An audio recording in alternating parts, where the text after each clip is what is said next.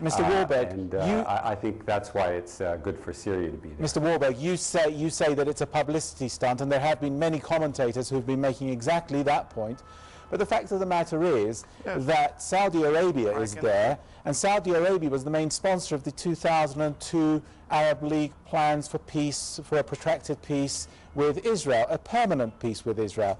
So is there any life actually left in that proposal, and is there any likelihood that that Israel could come to terms with Resolution 242, 332 and the 1949 borders?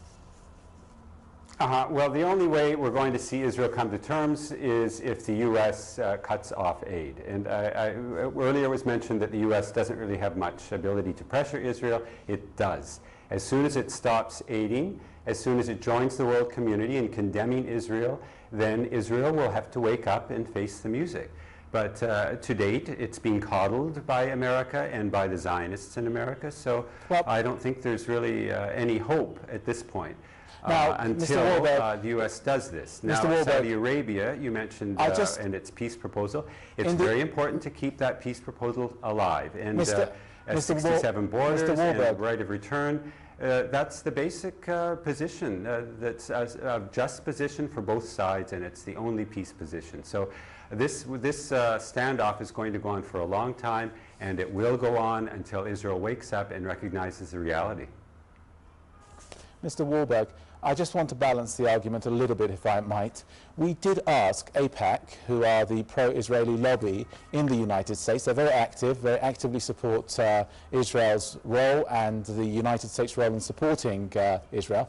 We did ask them to provide a spokesperson for this program, and they declined. I just wanted to say that for the interest of balance. Mr. Nadine Rajewski, they haven't really had anything that you could equate with a normal diplomatic life with one another. So how much of the desire of Annapolis is actually to bring these sides together into an atmosphere where they start to grow used to each other and will be willing to get down to business? Because because the precursor surely of diplomacy is that people speak with one another. Well, that's a good point. And if we thought that Israel was serious about making peace, this would be a wonderful way of pursuing it, sitting down, talking, getting to know each other. But Egypt and Sadat's negotiations are a very good example of the fact that Israel is just not interested in making peace. Sadat was warned by his foreign ministers right from the late 70s on that Israel was not interested. Begin's first offer to Sadat was to provide a so-called Palestinian entity. It is part of a land swap giving Israel Gaza and the West Bank in exchange for a small parcel of land for the Palestinians. Now, we see this land swap being talked by Avigdor Lieberman in the Israeli cabinet today. He talks about a land swap. The idea is to rid Israel of its Palestinians. Little pockets of Palestinians would be given to some kind of Palestinian entity, and in exchange, all the settlements in the West Bank and whatever, I'm not sure exactly what Israel has in mind, but would be kept for Israel. So you see this, this is going on at the very same time as Israel is supposedly negotiating with the Palestinians. With Fatah. We really must wake up to the fact that Israel is not interested in making peace. Mr. Walberg, I'm sorry to correct you, sir. Mr. Walberg, so, Israel diplomacy and sitting down and talking. Mr. Walberg, do you have my voice? I approve of it fully, but I just don't trust Israel Mr. Walberg, after watching it for the last 20 years. Mr. Walberg, Israel isn't negotiating with the Palestinians. Israel is negotiating with Fatah, I think. And there is a difference. Good point. The fact of the matter is that Mahmoud Abbas and Ehud Olmert have sat down with each other, I think 8 times up until now in the last year, and they've come out with exactly nothing. They haven't even managed to. They haven't even managed to agree on the parameters of talks. These have been talks about talks, but there haven't been any talks.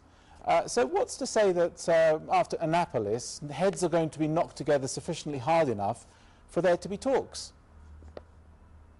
Eric Walberg. Well, yes, I don't think Annapolis will lead to any real talks. It's just another stalling stage on the way. I think Israel, it seems to me, Livni, watching what she's saying now about land swaps and making Israel Jewish only, and ridding itself of Palestinians, Israeli Palestinians. And also, this Annapolis, she is talking about this as the Palestinians that are living in Israel are considered as part of the Palestinians. So that eventually Israel's planning on making ethnic cleansing and who knows what. I really feel very, very worried about the future, and I don't see anything positive happening in the next while. I hate to be negative, but that's how I see the reality. Assad, about the Palestinians. I hear you, sir. We're quickly running out of time. What I'd like to do, I'd like to take you each in turn. I'll start with you, Eric Walberg. Then I'll come back to you, Victor, and finally I'll finish with our friend in Gaza. What is the best that we can expect from Annapolis and beyond? I'll start with you, Eric Walberg, in about 15 seconds, please. Okay, well, I don't think there's too much to expect, but the fact that they are meeting together and they're not fighting actively, I suppose that's about as much as we can expect, and see that continue until some change happens with the U.S. Thank you for that. Victor Nadine-Raevsky, what's the best we can... Roadless and mapless, and I think the best solution is that for the United Nations to take tough resolution against Israel and to impose sanctions upon Israel in order to force Israel to withdraw from the lands which occupied. Thank you, sir. We're out of time, I'm afraid. And that was a packed Four Corners. I'd like to thank my guests, Eric Walberg, Assad Abu Sharech, and Victor Nadine-Raevsky, and Joe Shea, who joined us by phone earlier, for sharing their views with us, and of course you for watching. Please continue sending us your thoughts, comments, and suggestions about the program to fourcorners@presstv.ir. I've been your host, Shahab Mossavat, from Tehran. Goodbye.